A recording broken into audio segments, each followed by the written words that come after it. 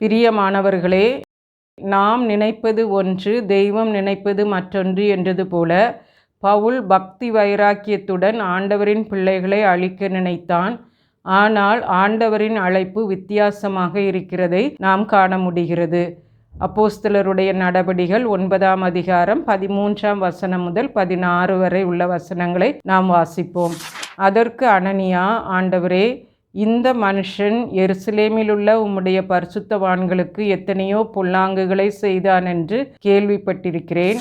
இங்கேயும் உம்முடைய நாமத்தை தொழுது கொள்கிற யாவரையும் கட்டும்படி அவன் பிரதான ஆசாரியர்களால் அதிகாரம் பெற்றிருக்கிறானே என்றான். அதற்கு கர்த்தர், நீ போ, அவன் புரஜாதிகளுக்கும் ராஜாக்களுக்கும் இஸ்ரவேல் புத்திரருக்கும் என்னுடைய நாமத்தை அறிவிக்கிறதற்காக நான் தெரிந்து கொண்ட பாத்திரமாயிருக்கிறான். அவன் என்னுடைய நாமத்து நிமித்தம் எவ்வளவாய் பாடுபட வேண்டும் என்பதை நான் அவனுக்கு காண்பிப்பேன் என்றார். பவுல் அழைக்கப்பட்டதின் நோக்கம் என்று நாம் பார்க்கும் பொழுது, பவுலை சந்திக்க பயப்பட்ட அனனியாவுக்கு ஆண்டவர் அந்த இடத்திலே தைரியத்தை கொடுக்கின்றார். பவுல் சபைக்கும் கிறிஸ்தவர்களுக்கும் செய்த பொல்லாங்கை கண்டு பயந்து அனனியா ஆண்டவரிடம் கூறுகின்றதை நாம் பார்க்கிறோம்.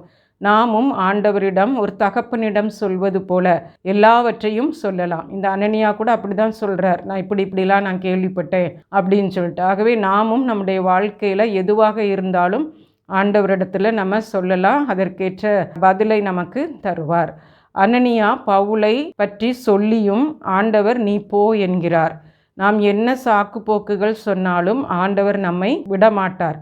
நம்மை தொடர்ந்து அவருடைய சித்தத்திற்கு நம்மை அடிபணிய வைப்பார் என்று நாம் பார்க்கிறோம்.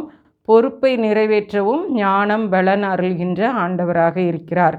பவுலை பற்றி ஆண்டவர் மிக அருமையாக சொல்கிறார். பவுல் ஆண்டவரின் நாமத்தை அறிவிக்கிறதற்காக நான் தெரிந்து கொண்ட பாத்திரம் என்று கூறுகின்றதை நாம் பார்க்கிறோம்.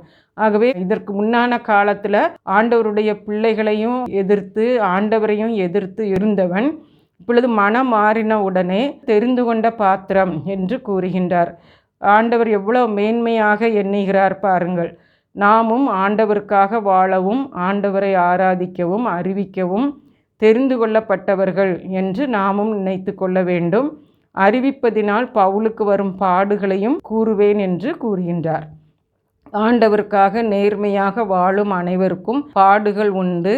உலகத்துடன் ஒட்டி வாழ்ந்தால் பாடுகள் இல்லை. ஆனால் உலகத்தாரை போல இல்லாமல் ஆண்டவரை சேவிப்பவர்களுக்கு பாடுகள் உண்டு என்று நாம் காண முடிகிறது. பிரியமானவர்களே, நம்மையே நாமும் பிறரும் தரம் குறைவாக நினைத்தாலும் ஆண்டவர் நம்மை மேன்மையாக நினைத்து பொறுப்புகளை தருகின்றார்.